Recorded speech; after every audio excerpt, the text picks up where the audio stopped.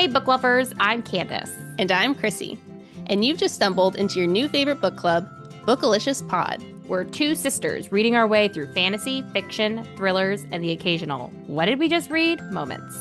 Every week, we break down books chapter by chapter with deep dives, hot takes, and detours into sisterly side convos. Think a cozy book club mixed with a FaceTime call, sprinkled with a little chaos. We don't hold back on the characters we love or the ones we love to hate. We play games like Read It Like Reddit, Red Flag or Deal Breaker, and have Spotify polls for you to guess along with our plot theories. If you've got a TBR pile a mile high, including ACOTAR or Frida McFadden, or just want to feel like you're hanging with your bookish besties, hit play. This is Bookalicious Pod.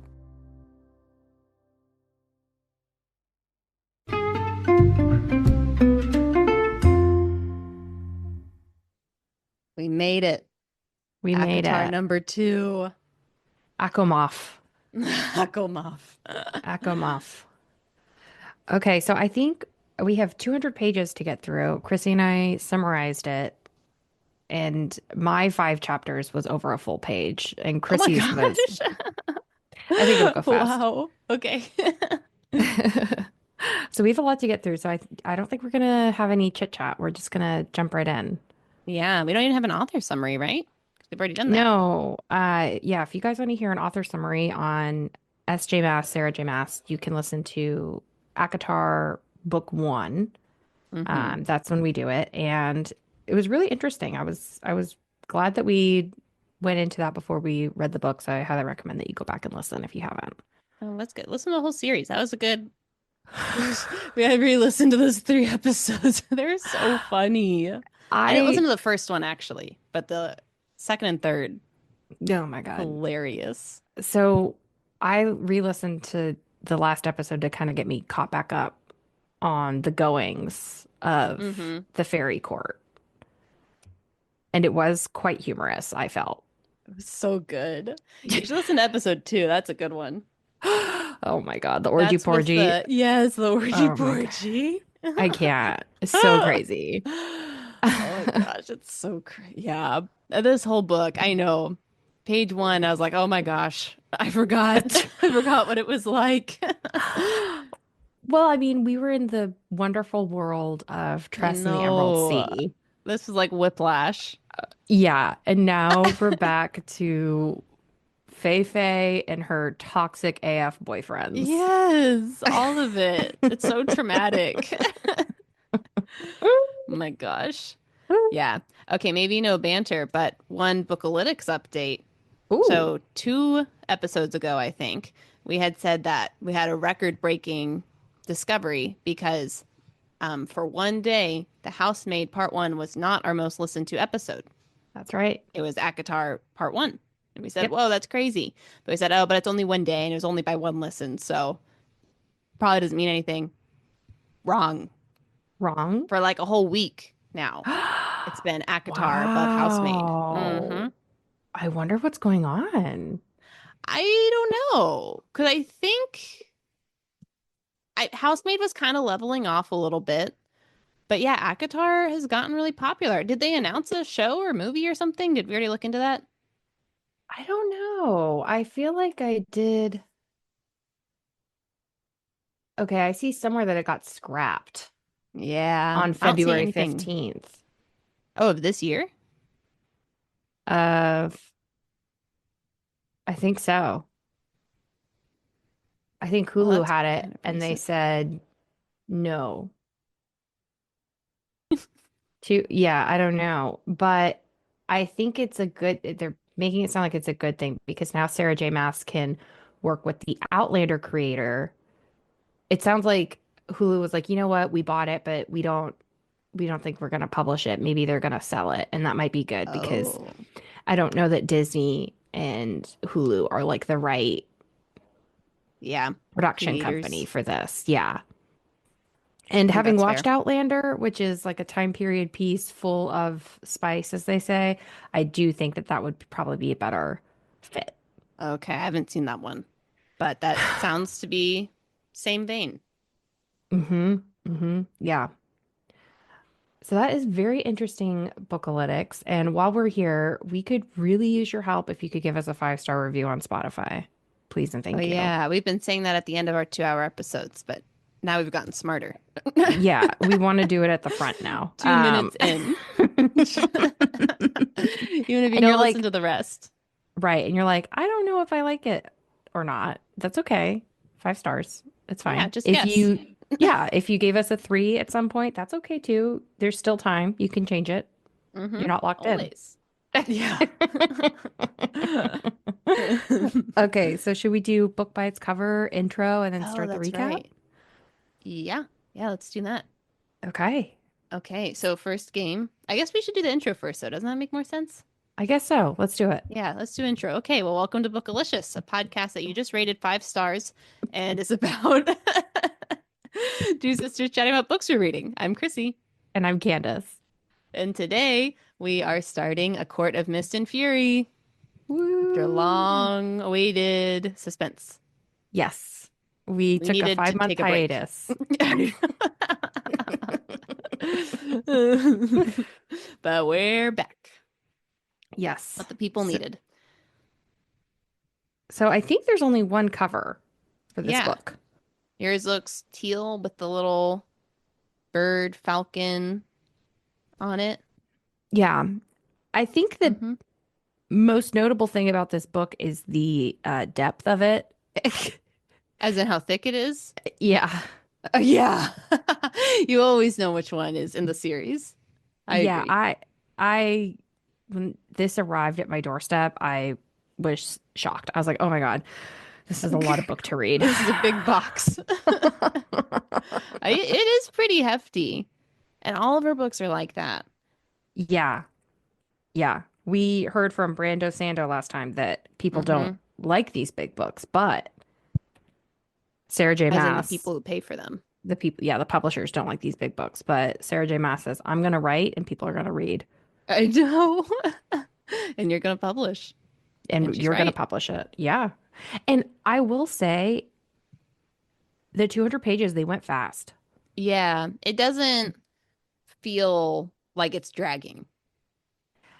In the I beginning, honestly, I was like, ugh, but I think I just was upset at the characters. Yeah, you kind of had to settle back in. Okay, here we Yeah. are into this bleak world. I want the deadly spore sea. Yeah. I also kind of feel like Sarah J. Maas spends a lot of time describing what people are wearing. It's like very much like a fashion show. Oh, yeah. But Hunger anyway, we're Games-esque. here. Yeah, we're judging the book by its cover. So, okay, Yes. it's a fat book. I think that's the first thing I would notice. And Rotund. rotund, yeah. Just kidding. I guess that's not the right word. This is not a book that I would pick up. No, I don't think so. Mm-mm. Yeah. It kind of looks like fantasy. Does not draw me in.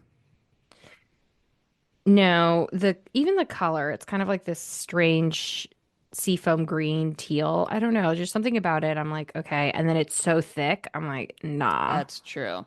That's super true. Yeah. Yeah. Yeah, I don't know.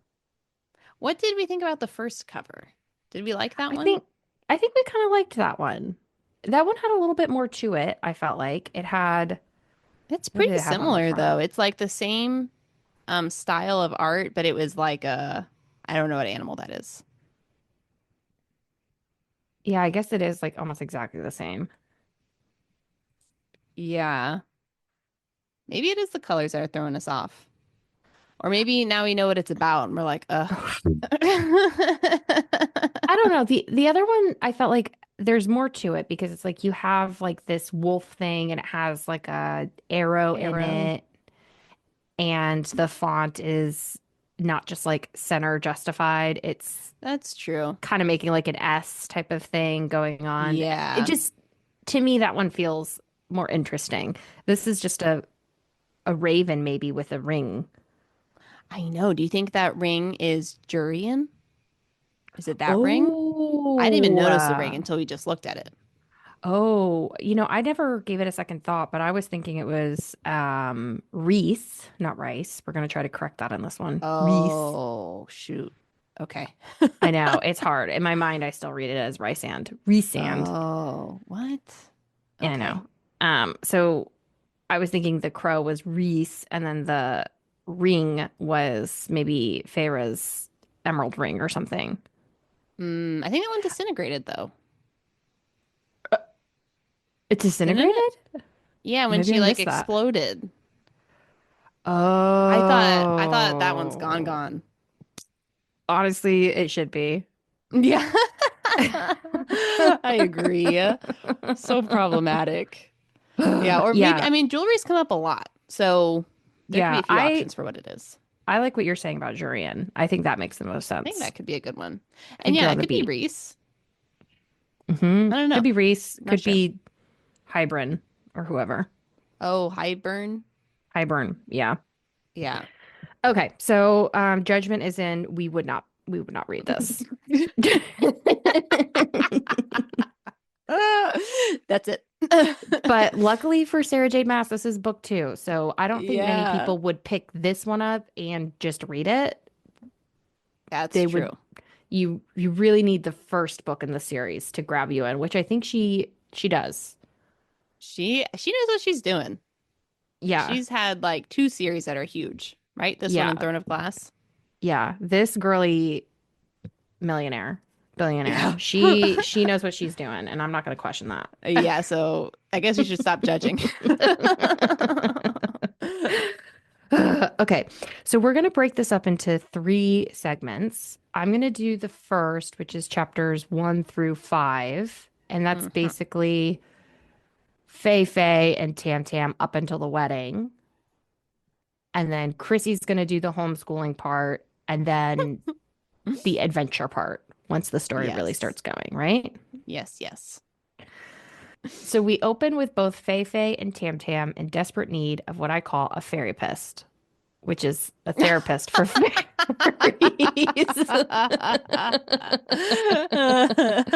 That's definitely what they need. Yeah. Faye is living with survivor's guilt over the two nameless fairies she killed to save Tam Tam. Tam Tam is being crushed by his toxic masculinity as he realizes that he isn't as powerful as his sycophant inner circle has been telling him when he became Amarantha's boy toy.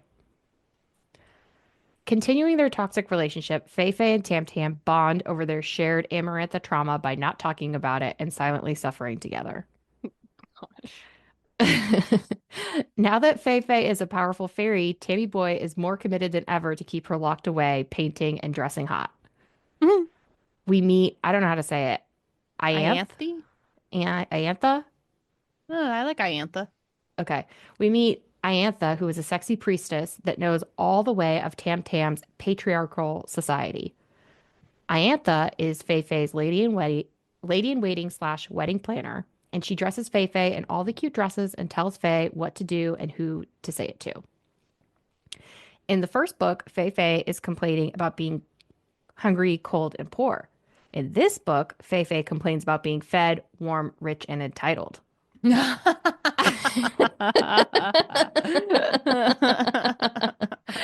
I found It's hard that, seeing who you've become. yeah. Iantha is planning the wedding of the century for Fei Fei and Tam Tam, but Fei Fei wants nothing to do with the wedding. She feels like a prop. Tam Tam is a bridezilla and wants no opinions from Fei Fei. Tammy Boy thinks that by making Fei Fei go through the motions, this will return her to dot dot dot her complaining grumpy self. I don't know. I don't know what he was hoping she would go back to. I know. There was like 3 pages at the end of the last book where we're like, oh, she's kind of good now. Yeah. Mm-mm. That was it. Yeah. Okay. Even though the quote love bond hasn't happened yet, Tam Tam is not worried and continues to plan his wedding with Ianthe or Iantha. Fei Fei has turned into a savior goddess fairy to all the people in the land. Fei Fei hates the attention. Not mentioned, but I am certain Fei Fei considered being a hero. Wait. Oh, okay. Not mentioned, but I'm pretty sure that the fact that Fei Fei is considered a hero by the fairy world kills Tam Tam and his toxic masculinity. Mm. I think Yeah, he wants her to be number two. I think that's a good point. Hmm. All right. Now that Fei Fei has saved the world, Tam Tam has started tax season again. You guys have had enough time to recover. Faye finds this weird because they can apparently magic whatever they need and had no need of taxes during the potato famine. Tam Tam says this is how his dad did it, which is strange because in book one, he said he hated his dad and wanted to be nothing like him. Yes, I had that same thought. I have a theory that I think you'll like. Ooh, okay. I'm excited. All right. Ianthe has planned at least 45 parties to parade Fei Fei around, again, like a prop. Fei Fei is sad she will always be a second-class citizen in Tammy Boy's male forward society. Fei makes zero effort to join the society and decides instead to sulk at every single party. There's even a point where she's like, people told me their names and I immediately forgot them. Yeah, Yeah. she's not there for the parties. Okay.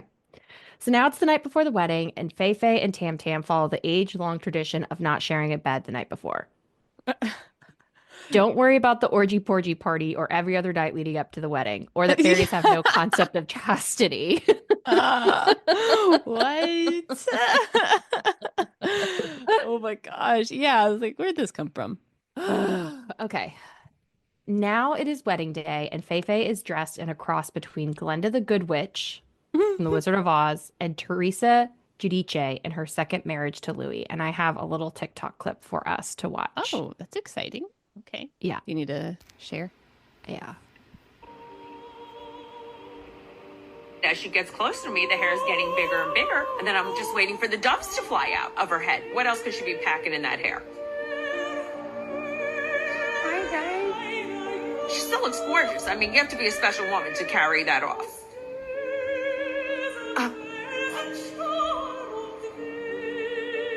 Oh my God, you know the saying, the higher the hair, the closer to God? Well, God is looking up at her at this point. He's like this. Oh my God. I love you. Your hair is standing up like 3 feet. That's what she wanted. All right. So Oh that's my it. So that's how I imagined Fei Fei so coming down much the aisle. hair. They're Jersey women, and so they really like big hair, but Oh my gosh. that was interesting. Okay. All right. So now it's Fei Fei's wedding day. She feels ridiculous, and honestly, it sounds like she looks ridiculous. Yeah. Fei Fei doesn't feel like a chaste bride wearing white on this day, and she keeps remembering the two fairies that she killed. She doesn't remember that everyone in this world has killed at least 100 fairies.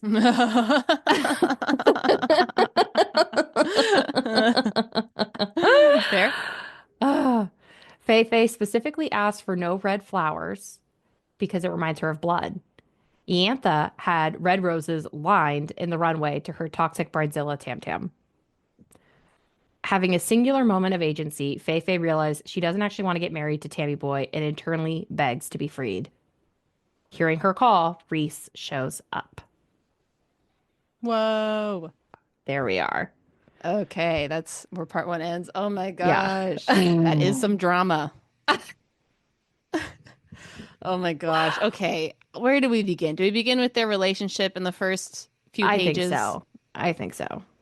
I can't. I was dying on every page. Oh my God. Ugh. I don't know It's what so their toxic, so unhealthy. it's so toxic, so unhealthy. I don't know what binds these people together. I think just because they had already, I think it's the what's the word? Trauma Ease, bond? I guess. Well, trauma bond, but like they're like, well, we already decided to be together, so let's just stay here. Oh, yeah. And Like they, so Mhm. you want to like avoid the discomfort of breaking it off. Yeah, the inertia. Yeah, inertia. And then also, I mean, this does kind of come up because there's a lot of things that he's like, Faye, you need to do it like this. Like you need to dress in all these pretty dresses and you can't train and all these other things. And it's because he's like, the world needs to know, or our kingdom needs to know that things are okay. We're going to show them it's okay by being a happy married couple, just like I want. And so I think if they were to break up, it would be like, on all the tabloids, and everyone would be like, oh my gosh, our kind king who has no anger management issues and who rules with such grace and mercy. They got they broke up. Now our world is ending. Okay, so the parts that I think I forgot in the summary now that I'm looking back, is this one? Oh no, Tam Tam hasn't had his anger outburst yet. No, he hasn't. That's in part Okay. two, but we all know it's Okay. coming. Yeah, so Tam Tam, he is unwell and he surrounds himself Hmm. by people that pretend like he's totally fine and he's like this good, great guy. And he's actually kind of a scumbag. Yeah, he's awful. Okay, was he this bad in book one? No, I don't think so. no. I don't remember him being this bad. Although, I mean, we did have our F-boy theory last time, and he's really living up to it in book two. Okay, so theory. Theory one, Sarah J. Maas is like, we need to get Fei Fei away from Tam Tam. And so now I need to make him like a real scumbag so Hmm. that it makes sense for her to leave. Okay. Theory one. Theory two, Sarah J. Maas is a psychologist and she's like, Tam Tam lured in Fei Fei with the love bombing and the promising to be her protector and blah, blah, blah, blah, blah. And now that he's got his full powers back, he's trying to basically make her a trad wife Hmm. and take away her agency. Yikes. I could see that. I could see that. Do you have a third theory, or do you want to hear my theory three? I don't have a third one. What's your theory? Third theory was recycling your theory from book one. Oh, Tam got a lobotomy. I forgot about that. What did I say? You said that Faye had gotten a lobotomy at one point Oh, because when the Naga had kidnapped her or like she fought with them, she came back a totally new person who oh my didn't complain God. as much. And we're like, we kind of like her better this way, but what caused Yeah. this sudden shift?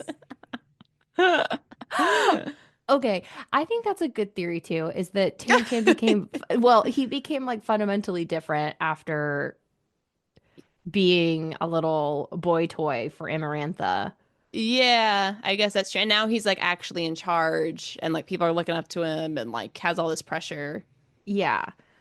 But I feel like what fundamentally doesn't make sense to me about Fei Fei and Tam Tam being so upset about their like air quotes trauma is that, especially for Tam Tam, he has a long life, That's long, true. long life. And it's like if you're living hundreds of years, it just feels to me that like a couple of months being, a boy toy in like a dungeon, I don't know, it just doesn't feel like it has the same weight as it Mm, would like a human. that's a good point. Um, I don't know. I don't know how that would work. I mean, it does seem pretty traumatic, and it was still pretty recent. But I get what you're Yeah. saying, where you're like, well, but I'm alive and I'm alive for eternity. I'm alive for eternity and I've had this long life and I've done like a lot of things. I don't know. It just kind of feels like your soul would become hardened to like a lot of things, having such a Mm, long time, like frame of reference and having yeah. gone through so many things in your life. You're like, okay, this is just like one more. Yeah. Well, I don't know. Hearing you say all that, I think they really do need a fairy piss because they have millennia of trauma just Oh my stacked up and God. it keeps building. Oh my And you're like, God. how are you okay with this? What's and clearly they're not okay. He has anger management issues. Yeah, he ain't well. Do He needs you help. do you feel like Fei Fei, do you feel like she went through enough trauma to justify how she's feeling? I mean, it was pretty bad. I think she went through a lot of trauma because, she was a prisoner. She had all of her bones broken. She died. Hmm. She had to come back. Then she had to kill two people. And, like, that really would scar you. I mean, I think that's really hard. But then I think what makes it extra hard is that now she's come back to a life that she's like, okay, I'm going to be safe there. I'm going to be happy there. But now it's actually Hmm. more abuse. And Yeah. so she hasn't really had a chance to recover. Yeah. I do think she is so insufferable. And I'm like, couldn't you at least, like, try to, like, Yeah. I don't know, say hi to people at parties. It might help you. I don't know. But I think she's also like just so beaten down and like so depressed because like she doesn't want to paint anymore. Yeah. People are just telling her what to do. I mean, I kind of get why she's so awful. I get why I mean, I get why she's depressed too. I think part of me though is like you really didn't seem that worried about killing them when it would like you know what I'm saying? Like she just kind of she's like, all right, whatever, like they gotta die, this and that. And then it's like she still has like her internalized, I don't know if you call it like racism or whatever about being a fairy. Like she's still kind Oh, of there's a couple comments that she makes where she's like, well, you people, or things like that oh, okay. against fairies. So I think, and maybe that's part of it too, is that she's kind of like, I hated fairies and now I'm one of them. Right. I can't go And back to my family. I mean, she genuinely has gone through a lot. I guess that's true. I just, maybe, I don't So, know why. I feel like not sympathetic for her at all. I mean, maybe it's because we're getting her inner dialogue and it's just so annoying. I mean, I don't know. What would we expect though from someone who's gone through all this I, I guess I and feel has like had no what's, parenting? I know. I guess what I feel like is strange is that they're parading her around like she's the savior or whatnot, and she's just letting people run her life, which feels very opposite to how she was in book one. And maybe that's the point that she's like depressed now. It Yeah. just seems like if she wanted, she could take her agency and just be like, no, I'm not doing that. Or Mm, like, I'm going to do this or I'm going to do that. Or I'm not wearing this dress. Or sorry, I know that's what you want, but this is who I am. right. I do see that because she was like, such a boss in the first book in a lot of ways. But I think the way that it's playing out is that she's just so beaten down, like the energy to pull yourself up and make demands of people. She's like, don't have it.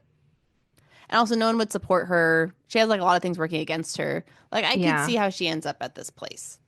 I guess that's true. The other thing too, now that I think about it, is that in book one, she wouldn't listen to one person. Oh my God. Yeah, you're right. And that was so annoying. And now she listens to everyone. I know. Yeah. She also got a lobotomy. Well, I guess she's like, okay, I trust Tam, and Tam says I should do whatever Ianthe says. So Yeah. I'll do that. I don't know. Yeah. Okay. I had okay, what did you think of Ianthe? I think she loves Tam Tam. That's what I said the whole time. I said she and Tam are gonna end up together. Yeah. The, Definitely. Faye, they were planning their wedding together and Faye just happened to be Yes. there. I know. So sad. Yeah. It Do you think Ianthe's evil?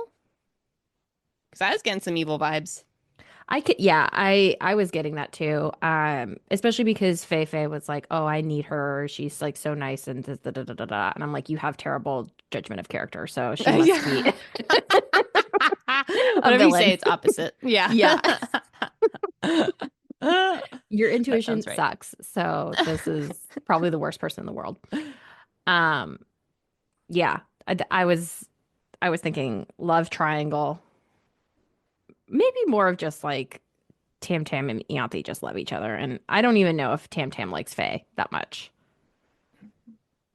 I don't know. I don't think he knows either. I think he likes her as like a prop. I wrote somewhere like the rose. She's Oh. like the rose in both Oh, Beauty and the Little Beast Prince. and Little Prince in both of those. So the last book was supposed to be like Beauty and the Beast, right? Where he keeps like the rose inside like a glass vase so that no one can hurt it. Yeah. And Hmm. so he's kind of entrapping her in that. So I could see that kind of theme. Do you think Tim actually wants a relationship like that? Like he wants to be the protector and like keep his person safe. So he's like doing all this to Faye. Or does he want to be in a relationship with like Ianthe, who's like, I rule this world, powerful? Because I mean, Faye was like that at Yeah, when first. So he like who do you think he really wants to be with? Or is he just going through a lot of personal things right now? that we Okay. just don't know. If I had to do armchair therapist, it sounds like Tam Tam wants to be viewed as like a protector. Okay. All Yeah. right. So him becoming boy toy after everyone telling him he's so strong and blah blah blah blah blah, and he couldn't do anything was, I think, very difficult for him. So I think he's trying to protect Faye as a way to kind of rebuild his ego and self-worth. Mm-hmm.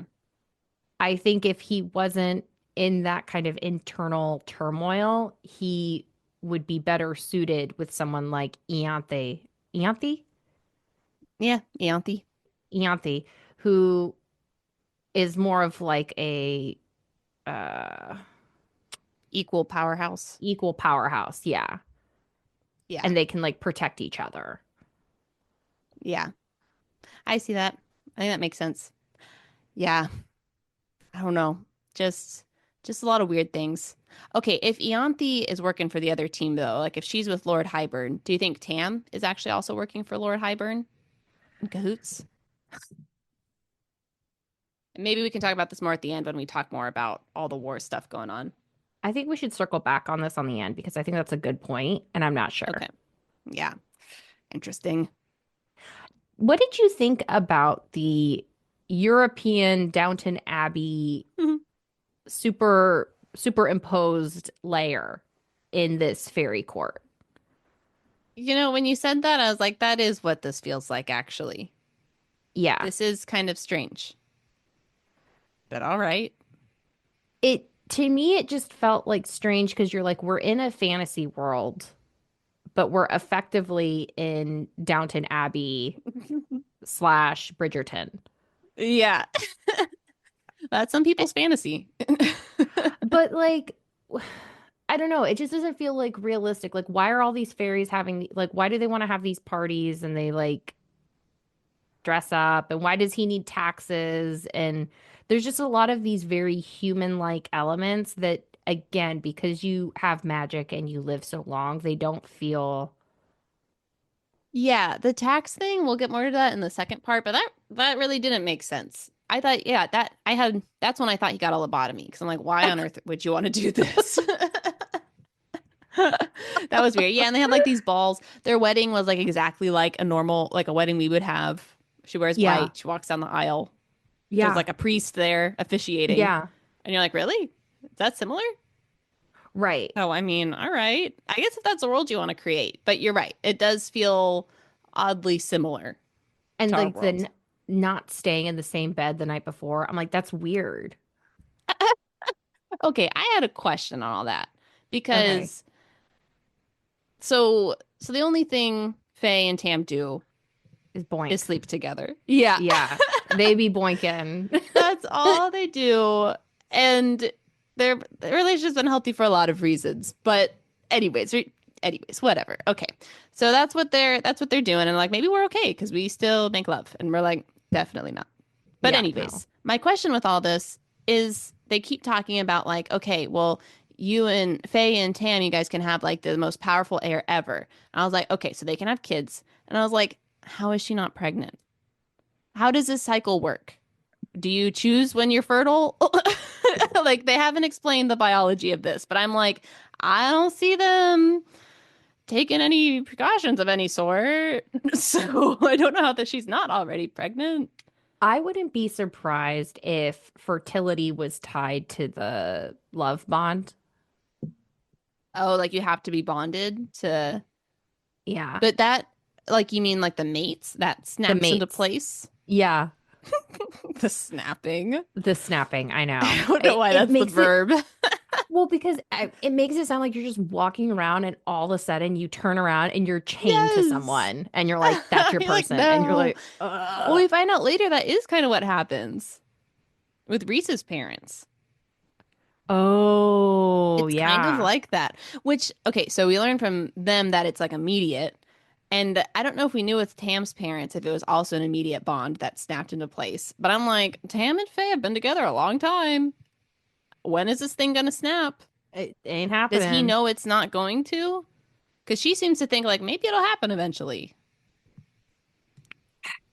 maybe that's why he's trying to like transform her into someone that he, you know, into his ideal person. Because maybe then he thinks, you know, Yeah, maybe. Could be. I don't yeah. know. So that is like an interesting question. And it's like, since they have so many of these like orgy porgies all the time, it sounds like, how is everyone not having babies? But in the first book, we find out that fairy children are very rare. Yeah. I hope she goes more into the biology of this. I want to know. Well, I know you're getting a PhD in biology. You want to know. Yeah, yeah. It's like every 10 years. That's your that's your chance. I don't know. Who knows? Yeah, I think that's a good question. I think it has to be either very, very difficult to happen, or maybe it's something with that love bond, or maybe, Could be. I don't know. But not everyone gets love bonded. Maybe that's why it's so rare. Yeah, that's what I'm saying. Yeah. Okay. I And could see that's why that. you can attend these parties and not worry about things such I as guess so. having a bunch of random children. Yeah. Oh my gosh. Okay, one note kind of on that topic. So when they're at, is it what, like the rehearsal dinner party, basically? Hmm. Yeah, they have this whole party. And okay, there's two things, two lines from here where I'm like, what? But one of them on the topic of what we're talking about was Faye was looking at Ianthe and she's like, oh, Ianthe knows just what to do and she looks so natural here and all these things. And it says she moved from male to male as if they were dishes at a banquet. I was like, ew, like what? Yeah. Yeah. Why do you want to be like that? Why are we objectifying men? It feels to me, sometimes this can happen where to feel like, oh, I'm like an empowered woman, it means I have to act like a man. There's even a line from Sex and the City Mm, where one of the one of the ladies who is very free with her body and hmm boinking and whatnot, she says you have to boink like a man and just not get attached and this and that, and that's how you can take like the power back. And so in this very patriarchal, is that how you say it? Yeah, sounds right. I don't know if there's two C's or what. Patriarchal Might just be society, patriarchal. I don't know. patriarchal, whatever. In Okay. this very male dominant society, it seems like this is how Ianthe is, quote, like taking Right. her power back. Finding her way. Basically, Mm-hmm. instead of you walking around and treating me like a dinner plate, I'll treat you like a dinner plate. Right. And in some ways, like, okay, yeah, that is a way to kind of even the scales, but it's also like that's just applying more bad behavior and Mm-hmm. objectifying of people that I don't know that benefits people, like I benefits agree. society. No. I know. I was just like, this is crazy because, like, okay, so Tam and Faye, not in a good spot. But then she's like, oh, Yanthe, she's in a great spot. And I'm like, nope, this is Well, also not good. I think the other thing too, like what was so strange where the suddenly Faye doesn't feel like pure enough or like the not sleeping in the bed the night before, which is implying some semblance of like chastity. Mm-hmm. I don't know why you would have chastity in this fairy type world. Like, why would you even care? It just sounds like it's a handshake. You're hanging out with people, you know? Like it just means something different if you live forever. You can't get sick. You can't get, it sounds like random pregnancy. Yeah. I don't know. Do we know really anything about their moral code? Because what do you know about their morals? I don't I know. don't That's know if why I we know thought it was anything. that's why I thought it was strange that they have these churches. I'm like, who are you praying to? Like I know. what are you doing? I don't think they went into that, right? Right. That's why that's Yeah. what feels weird is that it's like we're in this magic world, but we're still applying very human European type Yeah. rules to them. But I don't know that it makes sense. That's a good point. I think that could really like just the line about like, oh yeah, the temples, they were for I don't know what they would be for, you're right. But like just the line on what that's for. Or like, They oh yeah, this tradition goes back centuries. That's why we still do it. I don't know. like they pray to quote the cauldron, but we don't know what that is. We don't know what that does. Does it give them magical powers? Yeah. Yeah, I think that's a great point. I would like some more clarification on how this world works. Yeah, Do you think we're just reading our Sanderson into it, where we I want don't clear think so. explanations that make Well, sense? I think if you're just reading this book for entertainment purposes, Yeah, you don't need it. mission accomplished. Entertained. Yeah, because I was entertained, but it's like if I'm thinking about it, I'm like, why? None of this really makes sense. That's a good point. Yeah, I didn't really question it either when I was reading it, but yeah, now that we're talking about it, strange. Yeah, it is strange. It is strange So because I don't know. Yeah, maybe we learn a little bit more about the cauldron later. Maybe some of these questions will be answered. that's possible. We can hold. We still have 20 more books to go. I Yeah. think we're Oh, stopping after this one. Well, actually, I don't know. I wanted to ask you that question, but we'll talk about that at the end. we'll see how the end of the book goes. But Yeah. so one thing that I was going to say is that in a lot of religions, chastity is, you know, a big focus for a number of reasons. Some of those being illnesses that can be contracted. So, like, in terms of like, okay, this is a good thing for our society to do. If you aren't sleeping around, then less likely for disease to be spread. That's one thing. And then the Hmm. second, which I think is the much more prevalent, is having children out of wedlock and having, quote, like bastard children with random people. And so there was a lot of like this lineage type of emphasis in Hmm. European culture where especially like with like kings and this and that and the crown gets passed from me to son. So if you're having a bunch of children with a bunch of randos, now you have a bunch of infighting. Okay. And so you have a lot of these types of practicality that makes sense to have chastity. In this world, I don't know that that makes sense because I don't think you can get disease. It sounds like it's very difficult to have children, although there are some halflings and bastard children somewhere along the way. So I guess it can happen, but It seems really prevalent in Reese's world. yeah. Everyone was like, I don't know what happened Yeah, there. right. So yeah, I don't know. So I I don't don't know know. what this society would benefit by imposing chastity on people. I I think the kid that's I thing could think make sense if we knew it. I don't know. Right now, we're thinking it never happens because that's what we've been told. yeah. But maybe it is more common. I don't know. I have no idea. And maybe what it was is that children just weren't being born during Amarantha's curse. Maybe that was like part of it was like Oh, that'd be infertility. interesting. Yeah. But again, it's like Amarantha's curse was around for 50 years, which feels like a long time, but if you've lived 500 years, that would be 10% of your life. That would be about 3 years for us. So it's like Yeah, COVID was about 3 years. 3 years. Yeah. So it's like it's a long time and it is like difficult when you're in it, but it's not, it doesn't take that long, I feel like, for you to bounce back. You're kind of like, okay. Yeah. I mean, it was pretty bad. Do you like think about COVID every day? I mean, no, not every day, but I don't think COVID was as bad as what they went through with being imprisoned in a I guess dungeon that's true. and all your bones being broken. I guess that's true. Fair enough. So, but I get what you're saying. I think that's fair. Okay. Did you have any other big notes in this section? Okay, not a big note, but a line that was also from the party where I was like, oh my gosh, Faye, where I was like, I think this is why we thought she was so insufferable, even if she had all the reasons to be, you know, really suffering, because she Yeah. does. But so they're at this rehearsal dinner party, and she's meeting all of Tam's friends and everyone else and whatever.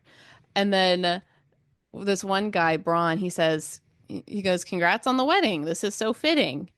And she thinks, a more fitting end would be me rotting in hell. And I was like, oh.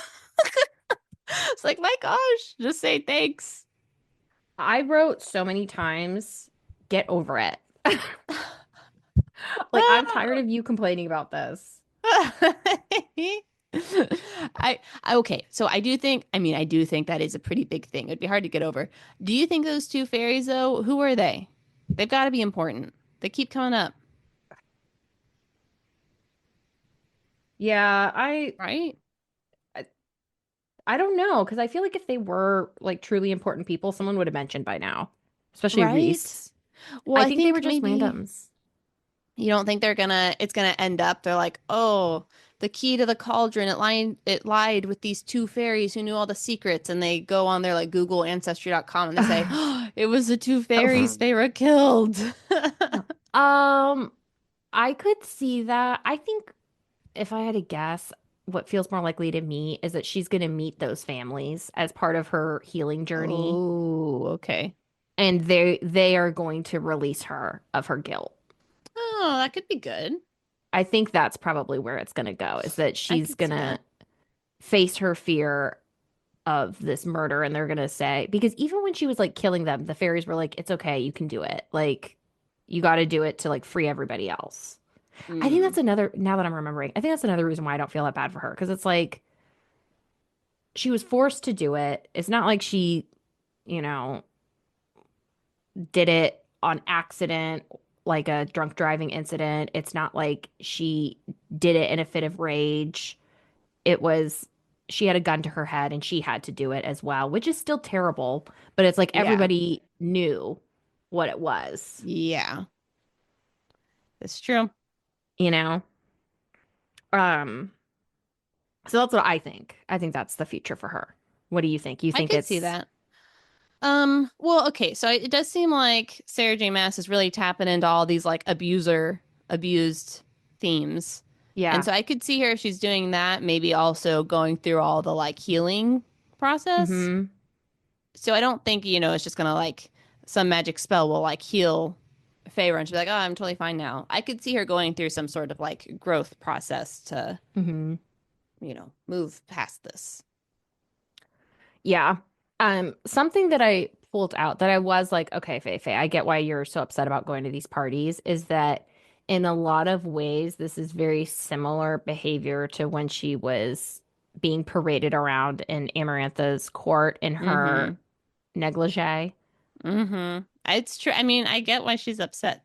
Yeah. So it's very much like the same thing where it's like she's being told what to wear, what to do, what to say, which is like the same thing as when she was being like roofied and wearing Right. her She's in a different cloth. prison. Yeah, she's just in Yeah. like a different prison. So I see that. And then there was something else in that vein. Oh, I thought she was you know the story, the like the legit story of Pocahontas. Yeah. She, I think some crazy things happen, but she ends up going back to, I think, England with not John Smith, but this guy John Rolfe. Oh, okay. Yeah. And she goes there and she gets like really homesick, and then she ends up like contracting like some illness and dies Oh, like shortly no. thereafter. And I think part of it is like when you are taken away from like where your family is, what you know, and you're put somewhere else and you're like forced to do a totally different culture without agency, I think that can be very suffocating. Yeah, I think so. I think she's in a really tough spot. Yeah. So I guess I don't know, but for some reason I still don't have as much sympathy for her. I still am like, ugh, why aren't you acting different? But I understand. I see that she is I feel like in an what would have impossible been position. I feel like what would have made her more empathetic character is if she was, because it's like she hates these people and she has Mm-hmm. disdain for them and she's very judgy. Mm-hmm. And I feel like if she wasn't being judgy and she was just like, I wish I could do this for my boyfriend, but I can't. Like, I'm feeling blah, blah, blah, blah, blah, blah, blah, blah, blah. But she's like, Right. these people, they don't even know what it's like to be hungry, or these people, this and that. And people are starving out there and we're partying and blah, blah, blah, blah, blah, blah, blah. I feel like it's that Yeah. kind of Yeah, I think that's part of it. that I it could see makes it that. hard. She's judging everyone. So I'm like, well, I'm going to judge you now. Yeah. So Okay, one last question on this. Would you have liked this better if Tam was more sympathetic? If he was like a better boyfriend? Or do you think that's part of what she's going for is like he's now this is how he's responding to all the trauma is being crazy, abusive, controlling boyfriend? I think it depends on where you want the book to go. Because if you want the book to be like a really tough love triangle, Mm-hmm. then you'd have to give Tam Tam more pros in the pro corner because he's Mm-hmm. just getting a lot of cons. Mm-hmm. The only pro in his corner is that it sounds like he's really good at the boinking. Like that's it. That's the only pro I've seen so far in the book.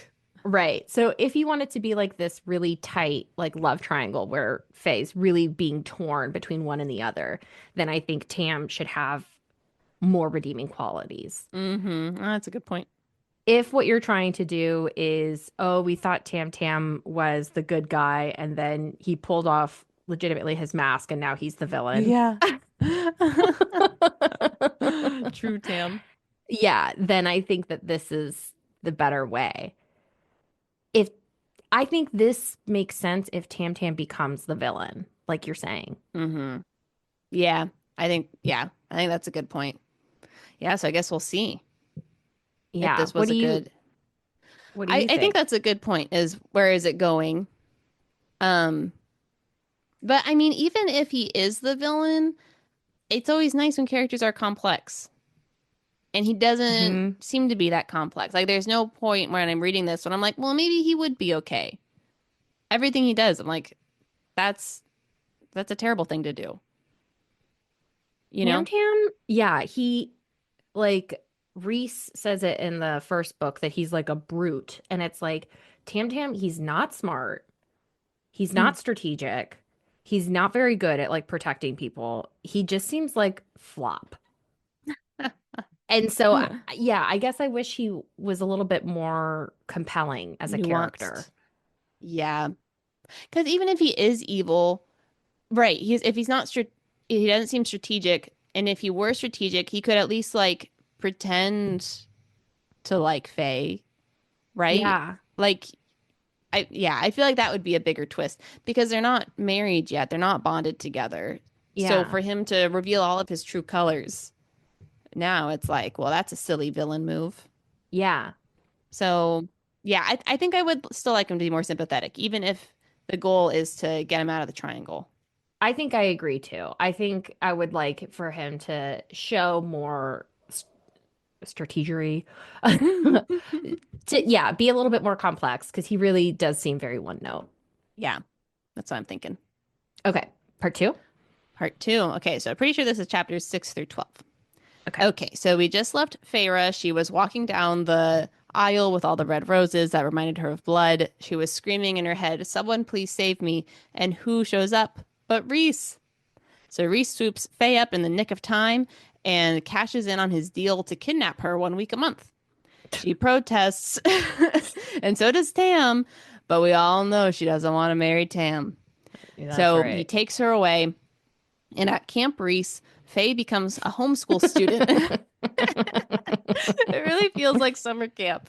So she becomes a homeschool student and has regular lessons to teach her how to read and write and to keep her mental guards up so people can't take over her mind. And I thought this is maybe where she reaches her insufferability peak because I'm like, this is the nicest thing anyone has ever done for you. Literally. They take you from your moment of need.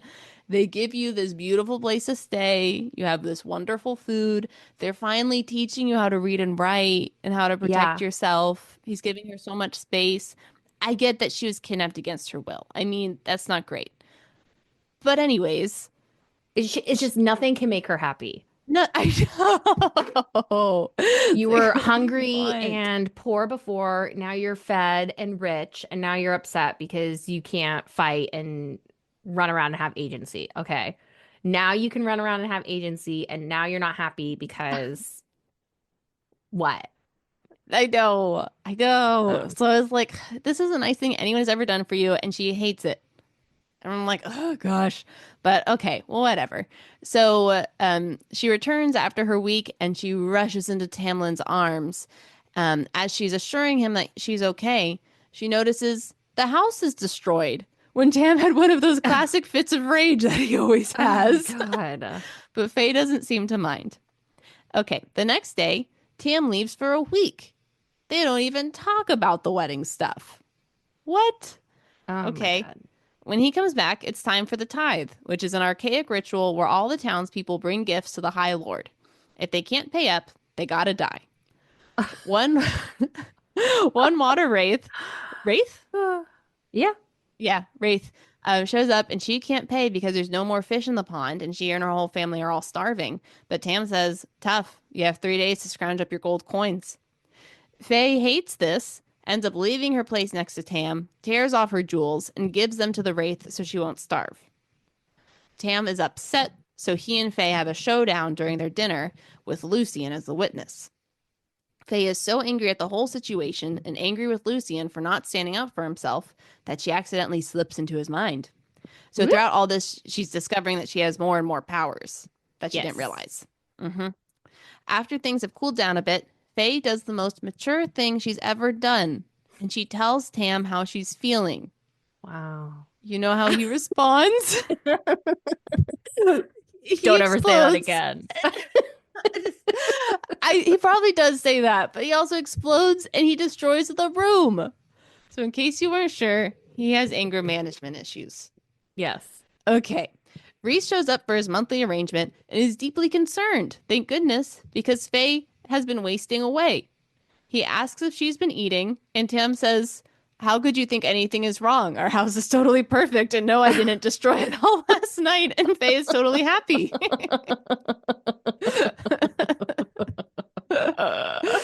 Faye Doesn't she look thrilled? Oh, what's wrong about any of this? Who cares we didn't get married and haven't talked about it? Oh my God. Okay. Faye realizes she has in fact lost weight when she puts on her night court clothes and they're all baggy. So this is what she wore a month ago. Now a month later, they don't fit her anymore. She goes with Reese, and this month at Camp Reese, it's retreat edition, where he gives her a nice comfy couch and a book to read and tells her to just rest and practice her reading and mind shielding. Reese also tells her she should train so she's ready for anything. But back in tortured Tam says he doesn't want Faye training because he thinks it'll give everyone the wrong idea that things aren't perfectly well in the land. He then pulls out all the abuser techniques and tells Faye that she can't do anything on her own. We also find out that he knows that she hasn't been sleeping through the night and has her night terrors, but he has never once gotten up to help her. So yet another point against tortured Tam. Okay. Tam then prepares to go on a trip, and Faye begs to go with him. He says no and puts a shield around the castle so she can't leave. She has so much built up frustration that she explodes, literally, and like kind of destroys the place. And then who shows up but Reese and his cousin Moore, who we haven't mentioned yet, but she met her at her last camp, Reese. Reese and Moore show up to save her and bring her back to the night court. This time, she doesn't want to go back to Tam. Yeah. I know. My gosh. Oh, some other small details that I haven't been mentioning is that her tattoo that Reese gave her, it's like their little channel where they can communicate with each other. So he heard her yell out, "Someone please save me from this wedding." And so then he appeared. And then he saw her, he felt her explode at the end of this section. And so then he appeared and saved her. Yes. And he's been privy to all of Faye's night terrors via that little channel. Walkie-talkie. Slide. Yeah. I'm having a night terror. That's right. Over. Buzz Lightyear. Agent Reese, do you hear? I'm throwing up in the toilet again. He says, I know. You woke me up. Okay, so my first comment about Faye's continued decline into depression, just wasting away. Because I listened to our last recap episode, it reminded me of the love poem that Amarantha shared. Oh, yes. Bring that up again. So I don't remember it. Should I pull it up? I remember part of it was, when I kill, I do it slow. Yeah. So that was the part that I'm thinking about, is that basically, because when we were talking about breaking it down, and it's like sometimes like your love can slowly make you waste away. And so I'm wondering if Faye is, through her like love journey, accomplishing this poem Oh, that's interesting. Yeah. Yeah, And so could this be. is like one of the phases Mm-hmm. of her just disappearing in the relationship, wasting away, and becoming a shell of herself. That's interesting. I didn't think about that. I think Yeah. that's a good point. I know maybe we should revisit the poem at some point. I have It the wasn't book in super my long though. thing. Maybe we can just Google it real quick so I don't have to Yeah, I flip bet it's through. on Google. Ooh, I find it. I found it. Okay. I find it. I find it. Okay, it says, there are those who seek me a lifetime, but never we meet, and those I kiss, but who trample me beneath ungrateful feet. At times I seem to favor the clever and the fair, but I bless all those who are brave enough to dare. By large, my ministrations are soft-handed and sweet, but scorned, I become a difficult beast to defeat. For though each of my strikes lands a powerful blow, when I kill, I do it slow. Okay, so I could see Tam becoming the scorned lover in like that. Maybe it was like the second verse. There's something Okay, let about me share like, this with you. Yeah, because I think he fits into all of these. Okay, so first part. There are those who seek me a lifetime, but we never meet. Would you say Tam has been seeking for a lifetime? All of his orgy bachelor I could parties? see that. Yeah. Okay, has never fallen in love because he stinks. Yep. Okay. And those I kiss, but who trample me beneath ungrateful feet. I mean, I could see that being from Faye's perspective now. I could She see is Tam trampled under feeling Tam's ungrateful feet. I could see Tam being like, I'm giving her everything and she is ungrateful, which honestly she is ungrateful. Oh, I mean, true. Okay. Yeah. All right. So he could also think that Yeah. ungrateful feet are trampling him. Faye's ungrateful feet. Okay. Okay. Okay. At times I seem to favor the clever and the fair. People might think Tam is clever and fair, and he I has don't all those think anyone thinks orgies. that. I don't think You don't anyone thinks you that. don't think all of his juice guys who juice him up say he's the best guy ever? I think they say that. I don't think they think that. Okay, well, but I bless all who are brave enough to dare. So even if he's not clever and fair, is he brave enough Yeah. to dare? I yeah, I'm not sure where that one fits yet. Okay. By large, my ministrations are soft-handed and sweet, but scorned, I become a difficult beast to defeat. So I see that as like Tam does like a lot of these grand gestures for Faye. Oh, I got you this paint set. Oh, you can do Yeah. this. Oh, you don't have to work. Oh, you don't need to do this. Da da da da da da da da. But now that she's like dumped him at the altar, he's gonna become a difficult beast to defeat, and he's gonna be like her psycho ex that's Oh my following her through gosh. Fairy Town for the rest of the series. Oh no, they're both immortal. Yeah. That'd be awful. I think you're right. Okay, yeah, that's exactly it. All right. For though each of my strikes lands a powerful blow, when I kill, I do it slow. Yeah, all of his fits of rage, powerful Yeah. blow. But now Yeah. that he's ready to kill, it's gonna happen in the next 8 books. The next 8 books. Yeah. 2,000 pages total. Ugh.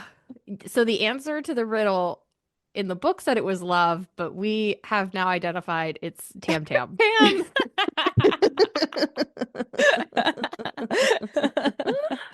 He meets all the qualifications. Yeah. All right, very good. Mm-hmm. Solved it. That's it. Okay, Okay. so oh, go for it. No, I was just gonna ask, what do you think of her homeschooling, all of her time with Reese? I was gonna say, so like I said, SJ Mass, she's out here describing these outfits. Every single place, Feyre gets dressed up in a new, beautiful garb. Oh yeah. Uh-huh. She does. What did you think of the night court, Reese's court's like clothes? So Their we thought the clothes? spring court was very like European coded. Mm-hmm. What do you think?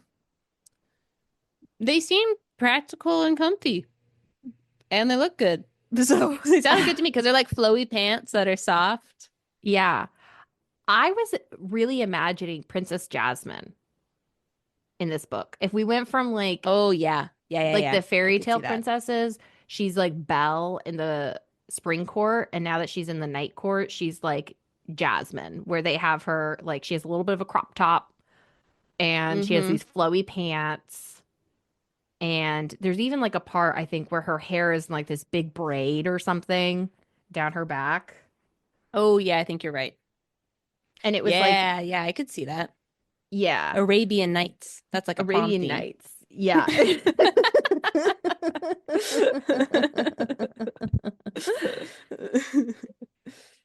Yeah, so it's giving me like a lot of those vibes.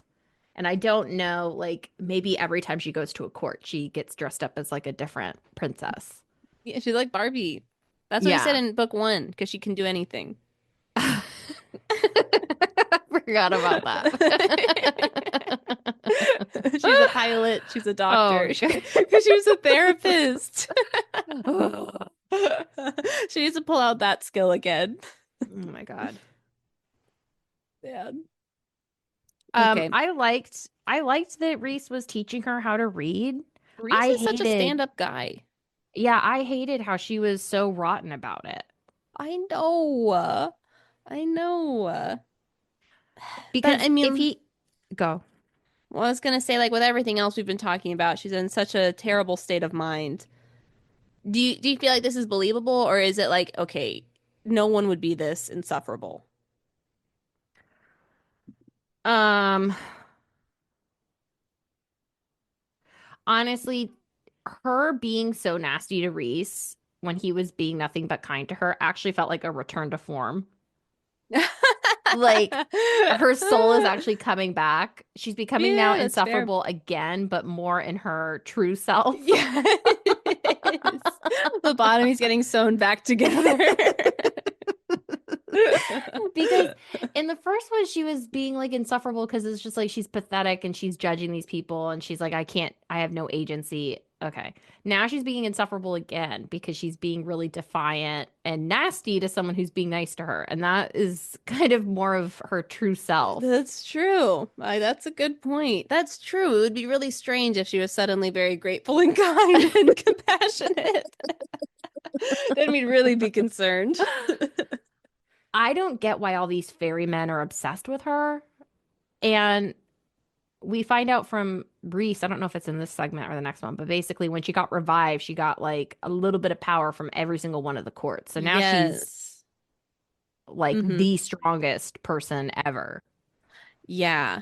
It might have been in this section actually. Yeah, we find out some of that. And that's why he's like, you should train because the day is gonna come when at some point you need to fight, you need to be ready. And Tam is like, no, don't need No. to. But she's like, did you know that I had all these powers? Because she keeps learning that she has all these new powers every day. Yeah. And he's like, I suspected it. Didn't think I'd tell you. So Tam's like, if you start training, people are gonna know that you have these powers. So we should try to keep you hidden. Mm-hmm. Reese is like, everybody knows you have these powers. You need to Tam's know how to not use them. smart. You need to know how to use them. I know, I know. Oh my gosh. Okay, so a few things came up when I was listening back to our ACOTAR 1 series. One is that, um, okay, there's a few I need to find all my notes. The first note was that you were really worried that there's going to be a love triangle. You said if there's a love trial, you just can't do it.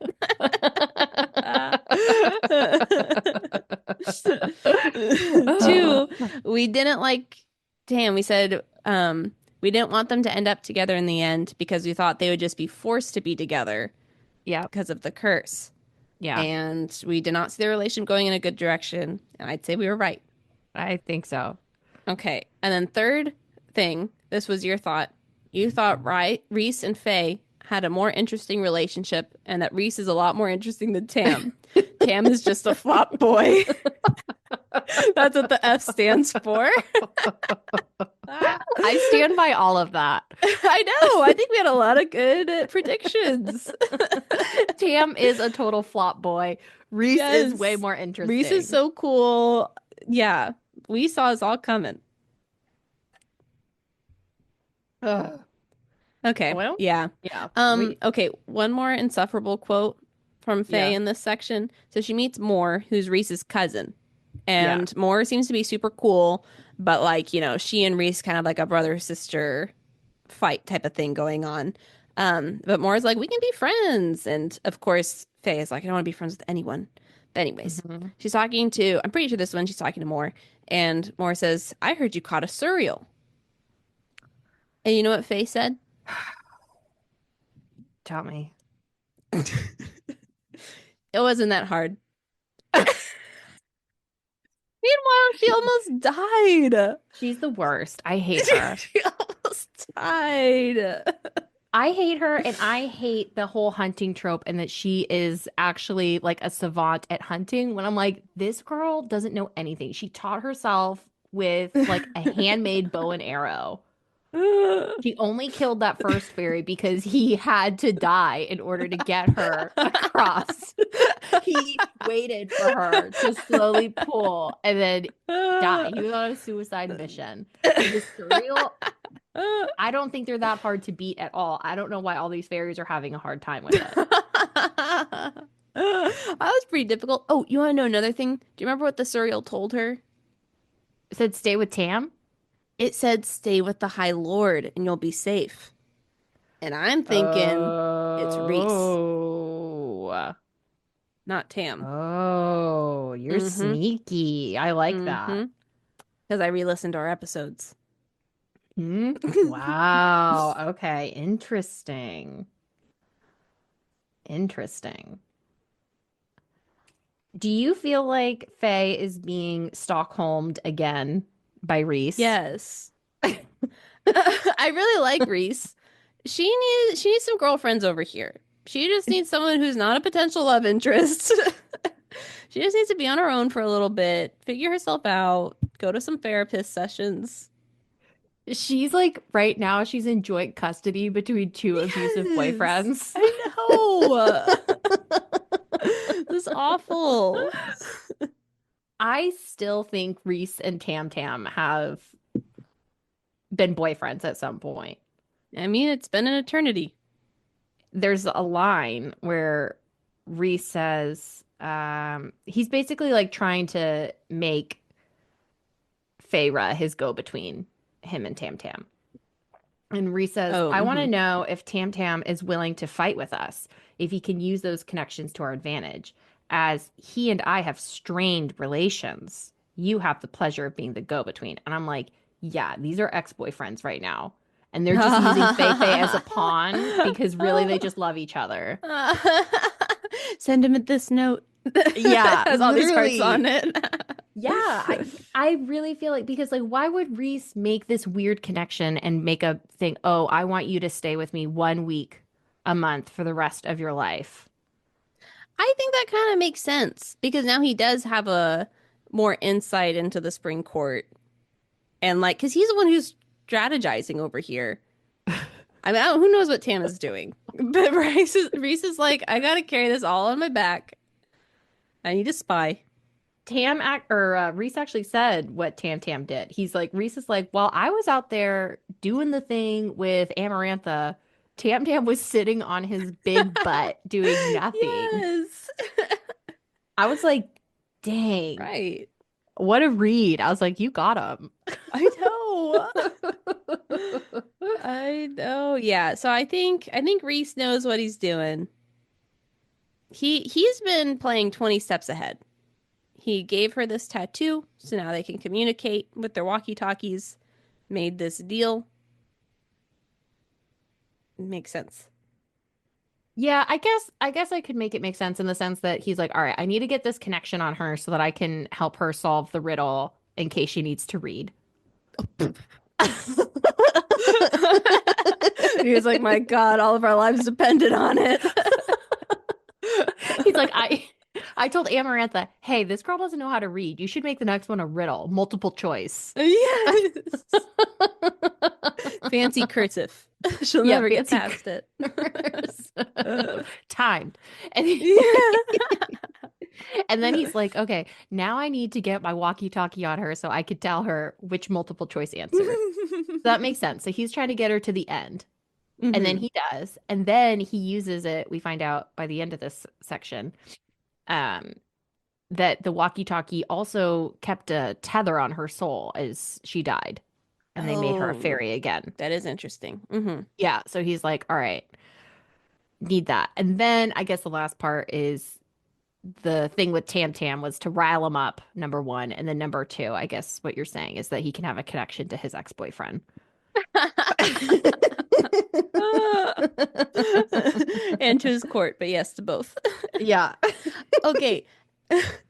Actually, on that note, one thing I didn't put in my summary was that whenever Faye returned from her Camp Reese experience, the first thing Tam did, not cook her a warm meal, not say, hey, how are you feeling after being kidnapped for a week? No, he sits her down and says, tell me all the secrets of the night court. What does Oh it my look like? God. No one's ever been there. And I was like, what? Okay, so are you surprised that Faye told him all the secrets? Or what do you think? And then I was like, I think Tam's evil. I I think it made sense for her to squeal because it's now been at least a year that she's been with these people. Hmm. And even though they're not very good people to her, they're still her quote family, her fairy family. And she also had like a very strange loyalty to her human family, even though they were horrible. So Right? she seems to She's be never had a good friendship, ever, or a good relationship of any kind, no, right? no. She needs a lot of help. She needs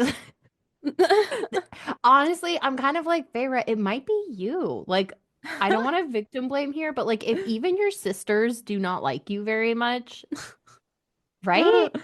Because even when she was home, it's like, yeah, she was like, oh, I have to go hunt. I have to do this. Da, da, da, da, da, da, da. She never took agency over her life. She was never like, I do, even when she had all the power of being the only person providing, she never took agency and was like, you do this. I do. Otherwise, you don't get X, you know? Mm-hmm. She just Yeah, let people take her for a ride. And I'm like, I don't know. I I don't don't know. know. Faye needs, she just needs some good parents in there. She never had that. She needs a mentor. Doesn't have that. You know, all the fantasy books, don't they have like a nice mentor? Can't be your love interest too. That's too complicated. Those are her only mentor people. Ugh. And It sounds Ianthe, who's like secretly evil. Moore might become the person for Moore her. seems pretty cool. Yeah, Yeah. I think Moore you're seems right. like that might be the person for her. So I could see that. I could see that going. Do you have any other Um, thoughts here? no, I guess to answer your original question, yeah, I think it makes sense that Fei would reveal all the secrets to Tam Tam. And it's also like he kind of caught her off guard. She shows up and he like throws her in a room and puts a spotlight on her and he's like, tell me everything that happened. Mm-hmm. And she's just like, oh, okay, like I'm here now. What am I gonna do? Not tell you and then deal Right. with one of your fits of rage? Oh my gosh, I know. That was one of our red flags or deal breakers last time. It's still there. I don't know how the deal breaker wasn't Tam Tam exploding and breaking the room while she was in it. Yes. And she was like, "Oh, I'm protected because he put a little shield over me." But it turns out she put a shield over herself just out of instinct. I don't She's not in a good place. No, I was like, it's only a matter of time before he hits you. Like, Yeah. if the throwing of the furniture doesn't count as like physical abuse, which I think it does, It's only a matter of time before he gets physical with her. I agree. But he needs to kill her slow. That's how the riddle goes.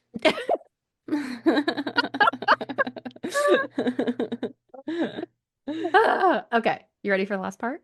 Yeah, last part. Okay. So the last part. Okay, so she was just rescued by Reese and Moore.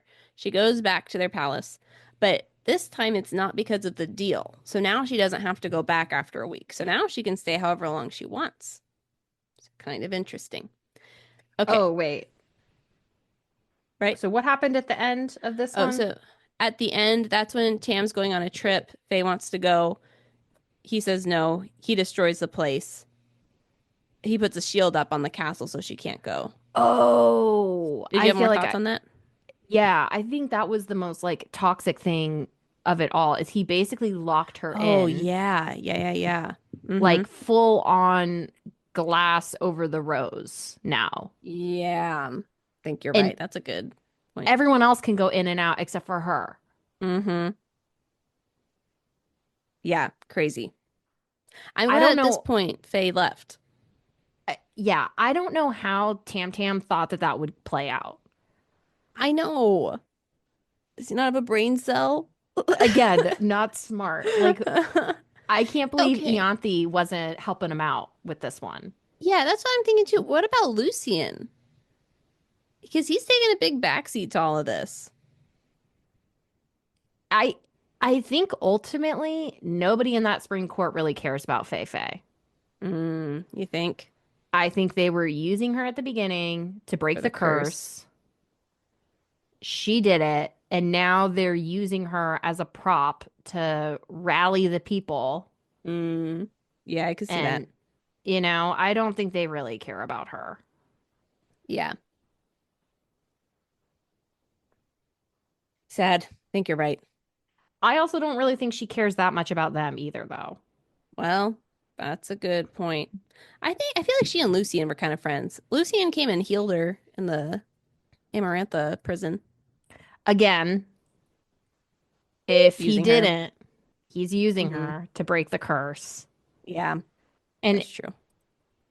and Fei Fei is judging these people left and right, and she still like views them as other from her. Like, That's true. You know, it's interesting. We don't see as much judging for her in the night court.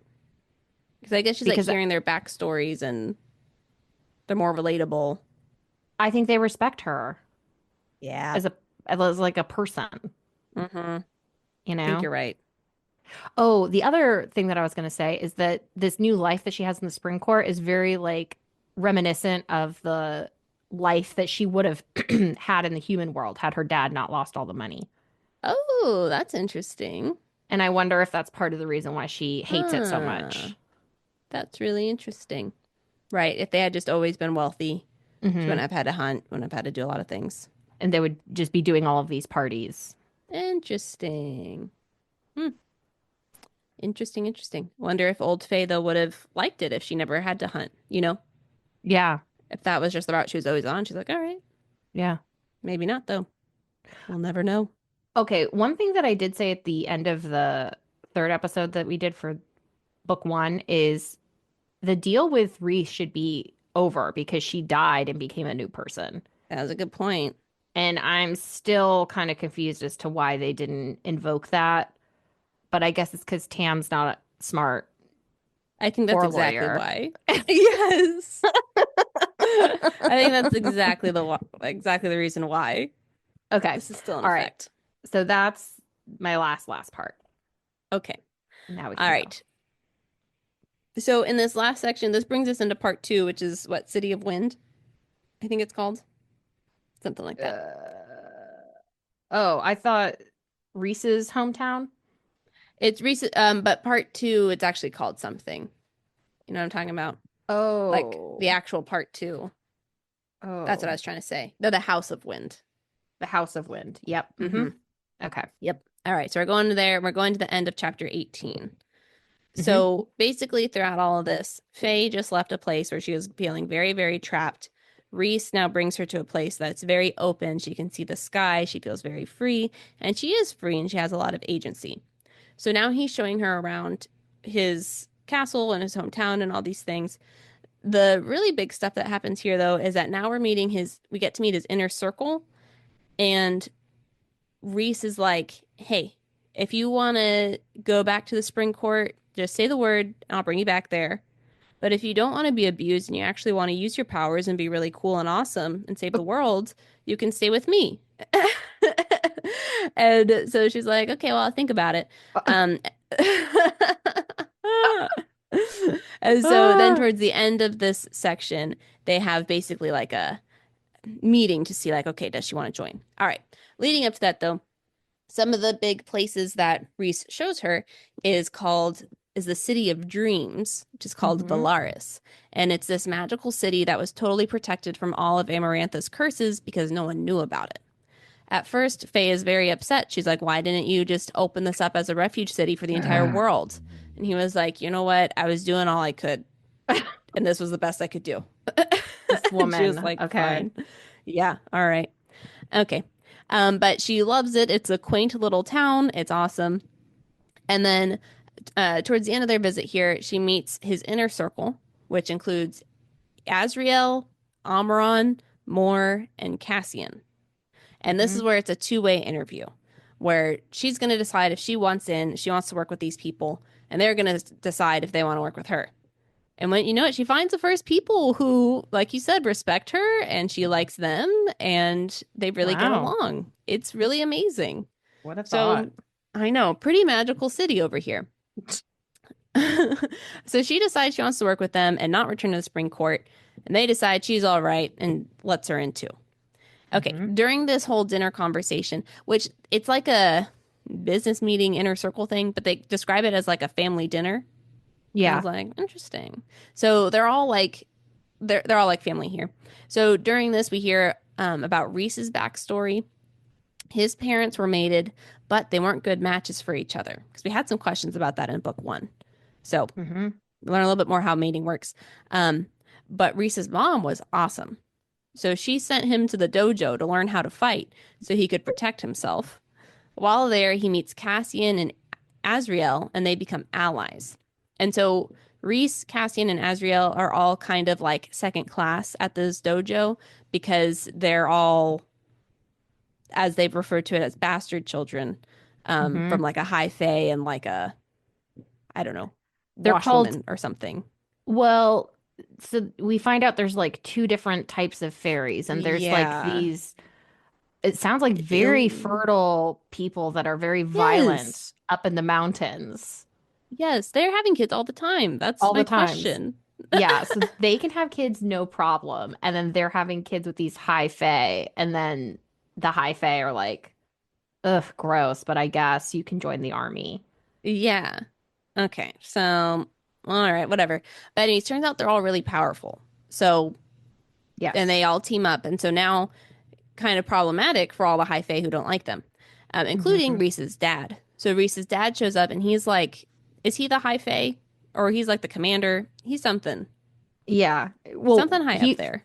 No, he's like the leader. He's like the king, right? Because Reese takes over eventually. What does he take? Yeah, okay, that's right. All right, so Reese's dad shows up, who's like the king. He sees that Reese, Cassian, and Azriel are super powerful. They're all friends, and they're probably going to cause trouble if they're allowed to stay together, because they're going to turn on all these people who hated them. And he's probably right. So anyway, so he separates all of them, but they all fight in the war that was 500 years ago. They all make it out alive. Reese eventually becomes the High Lord, and he brings in his pals and tells all the old court if they don't want to work with them, they can leave. So some old court people did leave, and the old court people who stayed now rule the court of nightmares to their heart's content, and Reese doesn't interfere. So basically, in the night court, there's the court of nightmares, which is like this underground kingdom thing. And then there's this court of dreams, which is where Valaris is. And that's a hidden city that no one knew about. The court of nightmares is what Reese shows everyone when they want to see what the night court is like. They're like, give me a tour. He's like, sure, come here. And basically, it sounds like it's hell, where people are just getting like tortured all the time. And like I, there's no daylight. It's awful. I is that the prison? I don't think it's a prison. I think it's something else. It's like Okay. its own little city. He lets these people just have this horrible city and then they make a terrible society. Yes, I think it's weird that he doesn't interfere. That's one of my questions. Okay. We can All talk right. about later. But that's why everyone was so doesn't like Reese, thinks he's awful. Why they were scared Faye was going to go stay with him because they assumed she was going to that place. I But mean, actually, all he right. really doesn't have anything to do with it, except he allows it to happen. It's his So, marketing. yeah, I know it really is. His evil villain marketing scheme. It's like everyone will want to live here if they know how great it is. Yeah. We need to show them this stump. Okay. All right. Anyways, um, alrighty. Okay, we learned that while Reese was imprisoned by Amarantha, he used his powers to keep Valaris, the Court of Dreams, and his friends safe. And so he also feels a lot of guilt. He's like, there's a lot of people I couldn't save, but like this was the most I could do. And we see that I know, and we see that Reese is. They all seem like genuinely really nice people who like really care about each other and like make Yeah. sacrifices for each other. So that's cool. Um, Okay. Once they decide that Faye's going to join the team, their first mission is going to happen the next day, where Reese and Faye go to the prison together. The first time they try to go there, they go there. Faye sees that it's actually this underground prison thing, but that's too triggering because it reminds her of Amarantha. So she said the word, and Reese brought her back. What a nice guy. Yeah, what a Stand up stud. guy. I know. He really is. Great. Okay. Ah. Um, the next day, though, Amryn, who's one of the people in the inner circle, who was imprisoned for hundreds of years or something. She has some interesting backstory things. But anyways, she was imprisoned. She shows up. She gives Faye this amulet, like this really nice necklace, and she said, "This got me out of prison.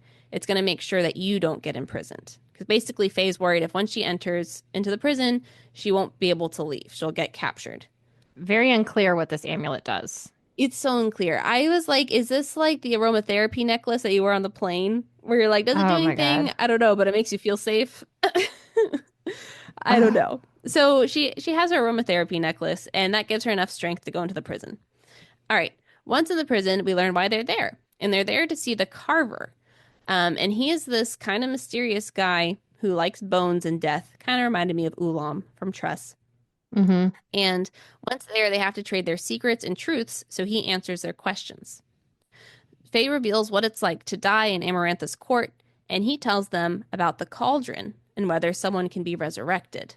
Mm-hmm. One thing I forgot to mention is that the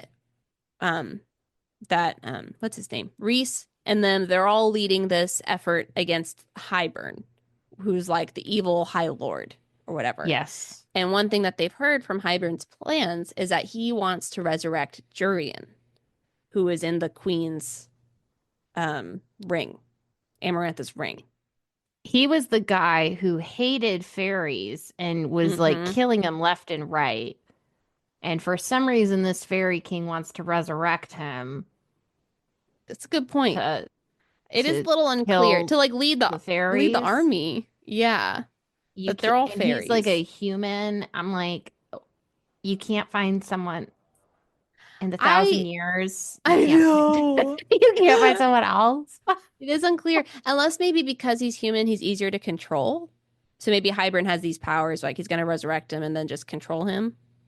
It's very strange that the fairies are described as being like supernatural beings, and then you have like these little people like Fei who teach themselves how and to hunt in Jurian. 5 years, and Jurian, and they are like far stronger. So like, Yeah, unclear. that is unclear. We don't get answers. Nope. But anyways, so they hear that they want to resurrect Jurian. So now Faye and Reese go to the carver in the prison to see like, can this happen? How would it? What would they need to make it happen? All those things. Okay. Mm-hmm. So one of the questions they ask is whether someone can be resurrected. Mm-hmm. And the carver tells them that the cauldron is the source of magic and the world was born in it. And this could be the answer to resurrecting someone. Backstory of the cauldron, though. It has all the magic. It got in the wrong hands, and terrible things were forged with it. So then it was stolen back, but it could not be destroyed because if it were broken, life would cease to exist. So instead, the magical fairies, they were like, okay, well, let's try to dismember it as much as we can. So they took off its 3 feet and like hid those 3 feet around in different temples to dampen its power. And if the cauldron were ever reunited, it would have its full power again. Yeah. So now they're putting the pieces together where they're like, okay, cauldron feet were in temples. If it's reunited, it's going to have full power. And one other detail we haven't mentioned is that Hybrid has been ransacking all of these temples. So now we know why. We say, oh, the cauldron feet were there. Okay. And so with the cauldron, he would be able to not only raise the dead, but also shatter the wall in between the fairy and human land. Yes. So that's come up a few times. Faye is very concerned because her family lives right on the border, so that would be very, very sad. And so the Carver thinks that horrible family that is not very nice to her. Okay, continue. Who knows? Who knows? So it's possible that resurrecting Jurian is kind of his test to see like what the cauldron can do and stuff before he breaks the wall. Possible. Okay. The other important thing we learned from the Carver is that, because they ask, is there anything that can stop this? Yes, there's something called the Book of Breathing that will negate the cauldron's power. But this book was split in half. Half went to the Fae, half went to 6 human queens. But if the book were reunited, it could stop the cauldron. Dun, dun, human dun. Queens? Who? Who knows? You know who I think? Faye? Nesta. Oh. Nesta's got to come back. We said she was one to watch. She's got to come back. Maybe that would make sense why Faye, while it seems unbelievable that she would learn all this hunting and become so talented, that maybe she has some magic human queen blood or something, you know? Maybe. Yeah, I don't know. I'm also confused. Like, where are these 6 human queens? Why them? I don't think we've heard of them before. Yeah, why them? Why are they in on this? Why has Faye never mentioned this? It seems like she would know about them. I don't know. Yeah, suddenly you realize how uneducated Faye is, I guess. I mean, yeah, I don't know. Yeah, well, poor Tam hasn't been letting her learn anything. I guess not. Okay. So, first thing, I think we were both like, this is so annoying. When Faye got mad at Reese for not protecting everyone, what did you think about that? I mean, I guess if you're thinking, you're like, oh, you had the power to save people. And like, did you use your power to like its maximum ability to save as many people as you could? I guess that's a fair question. She just automatically assumes the worst in people. Yes. You know? Yeah. So I think that's probably what bothers me more, where it's like, well, why didn't you ask the question of like, man, how'd you choose this place? Were you able to save other places? And he would have been, no, I wish I could have. But unfortunately, this was the most I could do. Well, and I was like, it's very obvious that he became a boy toy for Amarantha for 50 years to protect this place. Like, what more do you want this man to do? I know. Like, yeah. You know? Truly. I wrote like, Faye has no empathy for anyone else. And she's very self-righteous. And I feel like that is at the core why she annoys me so much. Yeah. I think that's a good summary. Until like someone spells it out for her, she can't empathize with them. Like she can't figure it out on her own. Like they have to tell her all these traumas that they went through for her to be like, oh yeah, that sounds kind of bad. True. I know, it really does make you question. I was like, why does Reese like her so much? I don't get why any of these people like her that much. She seems not great. I don't know. Yeah, I don't know. But maybe one day when she's not when she has healed from all this trauma and is finally in a healthy relationship, maybe it'll get better. I guess.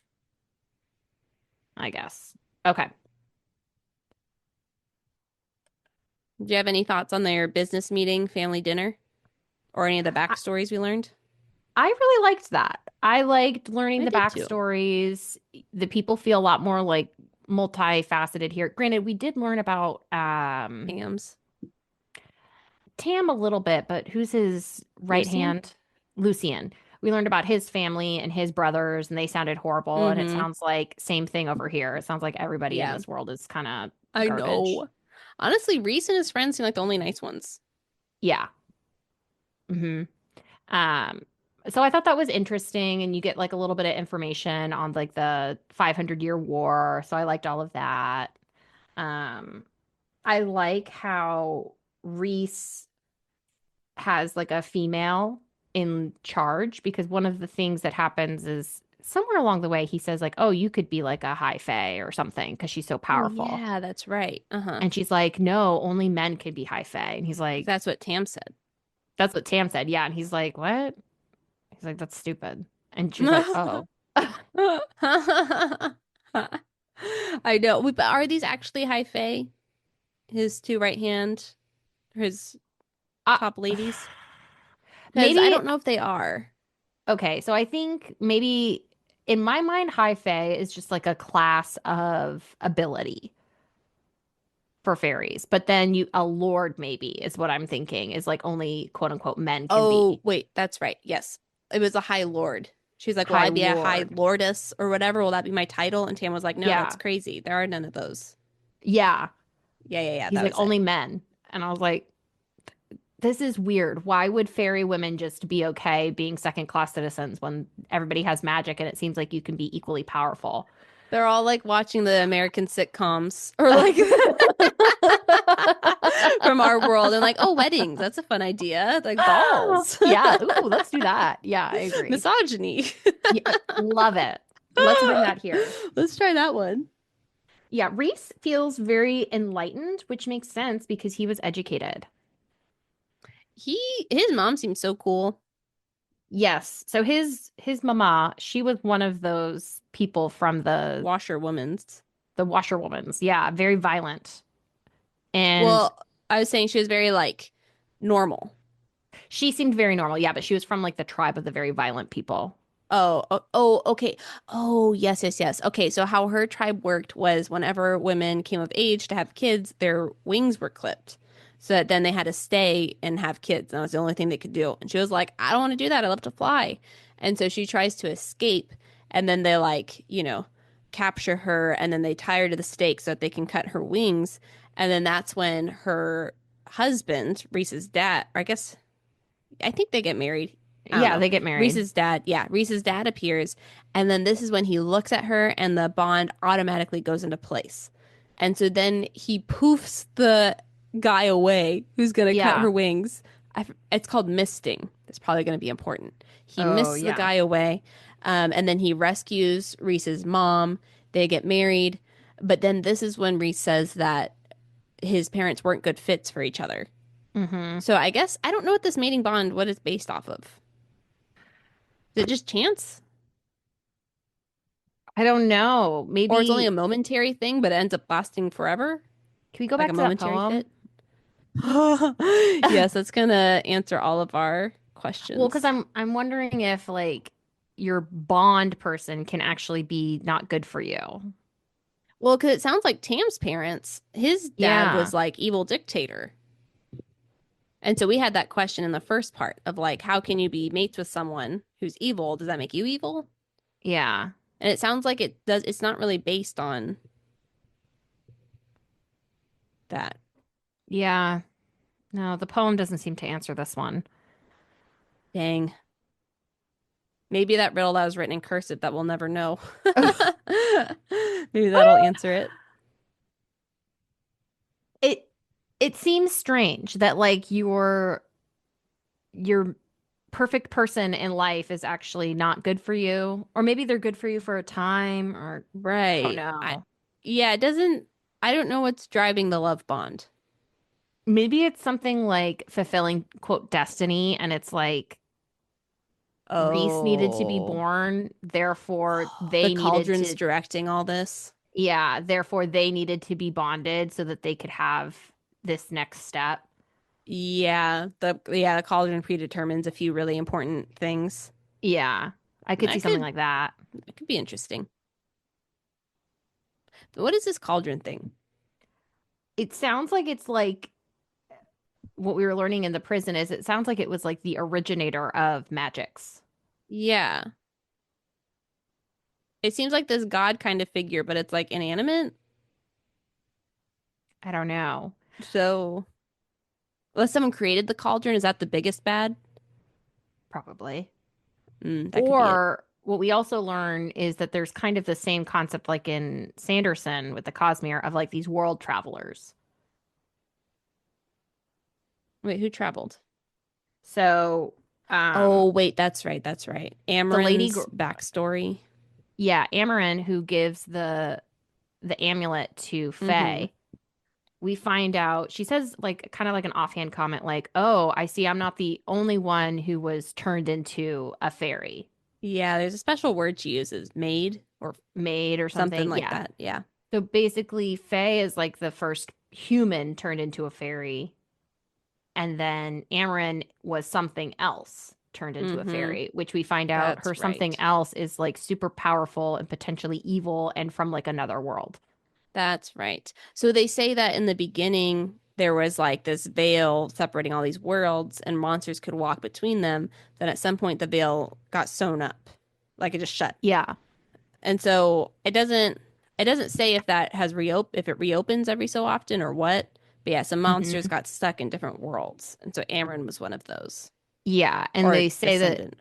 yeah, and they say that like their ultimate goal in life is to like get back to where they came from, which like that sounds like a good goal, but she also sounds kind of evil. I don't know. What was she in prison for? We don't Prison know. sounds really bad. The prison sounds like a hellscape. Yeah. It No one knows what goes on in there, who's in there. Yeah. Don't know. So, mm, interesting. She's one to watch too. Oh, definitely. She's gonna come into play. Do you think she's gonna turn on people? I don't think so. I mean, yeah, do you think anyone in Reese's circle is going to turn? I feel like to be interesting, someone's got to turn. I think if anything, Amarin would turn because she seems just like a free agent. Like she's Yeah, partnering up because it's convenient for her. And if that changes, then she'll change too. but you don't think it'll be like there's going to be a big twist where like Cassian turns, even though they've been best friends forever. I could see that. I could Dagger to see the heart. potential because they were not friends at first. They were enemies and they were kind of That's like true. rivals. That's true. I could see some jealousy maybe brewing between them. I could see that I could also see his cousin potentially turning on him more. She seems so cool more. though. She seems super cool, but I could just, I don't know. Maybe Yeah, because we're traumatized from the spring court. everyone's a traitor. Yeah. Yeah. Okay. Do you want to make any predictions for what's happening next? Not, I had a couple other comments. Oh, yeah, yeah, yeah. So when Reese takes Fei Fei on like a ride, again, I was thinking Hmm. Jasmine and the carpet ride. Yes, he flies her around. He flies her around. You're right. I'm It also does feel like wondering Jasmine. if Cassian loves Reese because Everyone there's loves this Reese. I honestly I think so because there's this it's kind of like a throwaway comment, but it says Azriel. So the Cass and Azriel are the two buddies of Reese from the Mm-hmm. 500-year war, right? Mm-hmm.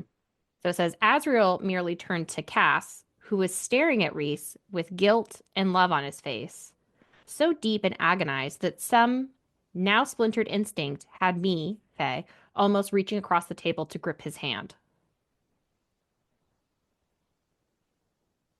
Um, I don't know what to make of that. I mean, he's like brotherly love. Could be brotherly love. Could be. Anything's on the table, though. I was also wondering, what are these fairies fighting for? Like, what is this big war? Why are they always fighting? Like, what is I happening? know. I guess someone's just always trying to take over. Like Amaranth wanted to take over everybody, and so like enslave all the other fairies.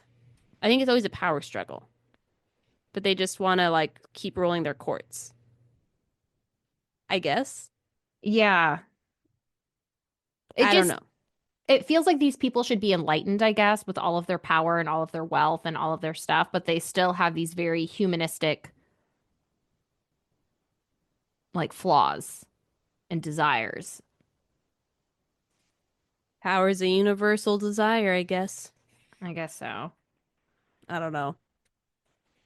Another quick comment is that I felt like when Reese was talking about how his mom was teaching him all these things, that's basically what Reese is doing now with Faye. Oh, that's a good connection. Yeah, paying Mm-hmm. it forward. I know. See, look at him doing his I big brother, know. big sister Mm-hmm. Yeah. service. He's so good. Uh, And they haven't been physical at all. mm-mm. So I'm Yeah. like, just being her friend. Like, that's Yeah. great. Wow. So how nice. I know. What a change. And then the last comment I had, oh, two last comments. Second to last is that Tamlin seems very focused on making sure everyone thinks he's like the good guy, Mm-hmm. whereas Reese seems more focused on being the good guy and Mm-hmm. not worried about what people think. Oh, I like that about him. Yeah. Yeah. I felt like Faye talking to the prisoner, where she's like finally going through like her trauma and what she went through with Amarantha. I was like, she's finally talking to a therapist. Yes, I felt like she was going to confession or something. Like Yeah. she wanted to say all these things. She needed a Yeah. place to say them. She needed a place to say them and she needed someone to like hear them. Mm-hmm. Yeah. And what was interesting is that whoever that prisoner was, he appeared as two different people to Reese and to Oh, Faye. that's right. Uh-huh. He appeared as Jurian to Reese, but he appeared as a dark-haired, blue-eyed 8-year-old to Faye. Is that Reese? That's what I was thinking. That was my only guess because I didn't know who else that would be. And like, t I feel like for Reese, Jurian is like a manifestation of like deep fear. So if he's presenting Yeah. as deep fear to Faye, then does it make sense that it's a young Reese? Or maybe he's presenting as someone that she would want to talk to? I don't know. Well, okay. So actually, the last line it says, when they say what the he's called the bone carver Hmm. appeared to them as, um, she said, I didn't want to learn how the bone carver knew who we'd come to ask about. So I think Reese wanted to know about Jurian, and maybe what did Faye want to know about Reese? She didn't really learn about Reese though. Who did she want to learn about? I think she did learn about Reese. Learned one of his secrets that his knee hurts. Yeah. I don't know. Interesting. I hope it comes up again. Yeah, I don't know. Yeah, because I don't know who that little boy was. It seems important. It does feel important. Okay. So now predictions. Well, Tamlin's evil. Ianthi's definitely evil. yeah. Tamlin, I think maybe also it's going to turn. Yeah. I think Or, mhm.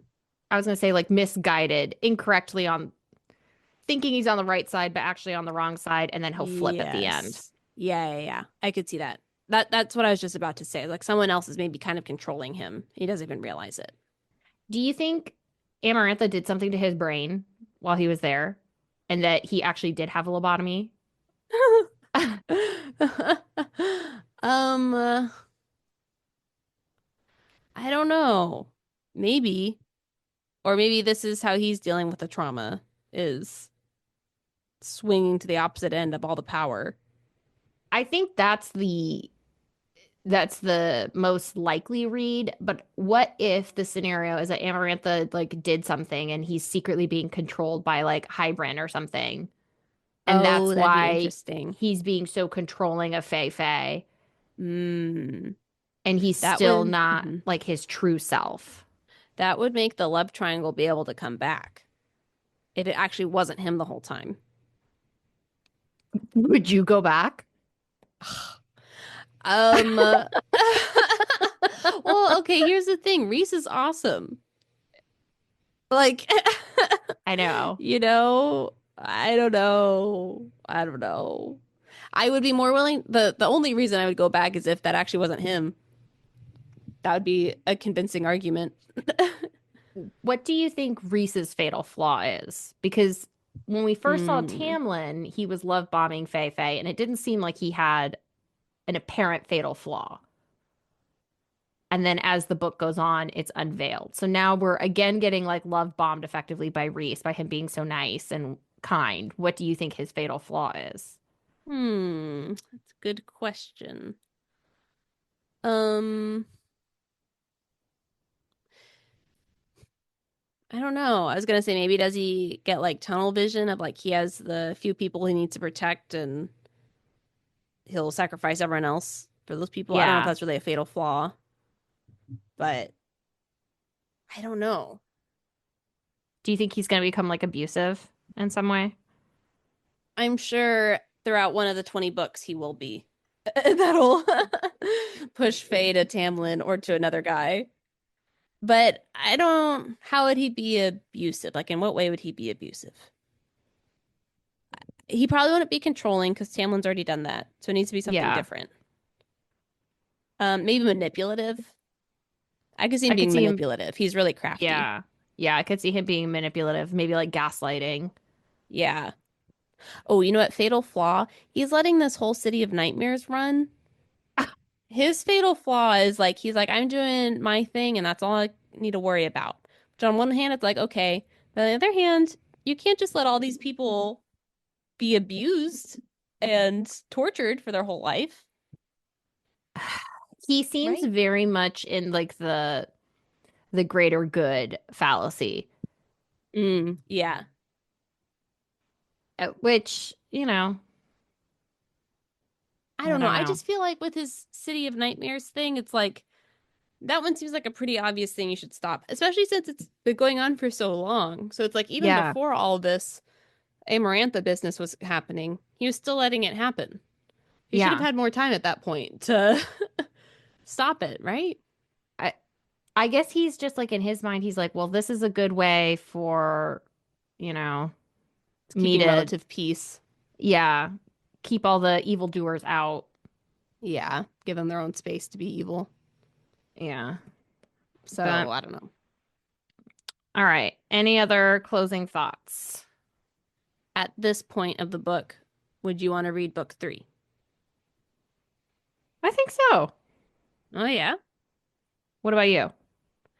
I really like the story. So I do really like the story. Feyre in the beginning, so insufferable. She's the There worst. was some spice here. It was all in the beginning. So we're I kind of just like skimmed it. I know I did too, but I was like, I don't like this. I was just like, I just So don't. You don't have to read it, in my I opinion. I don't think it adds know. to the story. So I give myself the pass to just I glaze know. over it. And if you like it, then you can read it a few times. Yeah. That's your thing. Read it once, read it twice, have a good Yeah, time. it'll always be on the page. Yeah. I know. So, but the storyline, I'm like, okay, I'm into it. I'm here to Hmm. see what happens. Yeah. Yeah.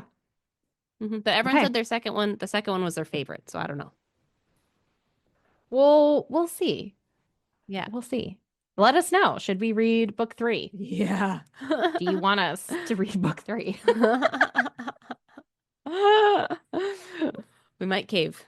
Okay, so next time we're going to read, I think, another 200 pages. That'd bring us to about chapter 42. Okay. That sounds good. And yeah, and then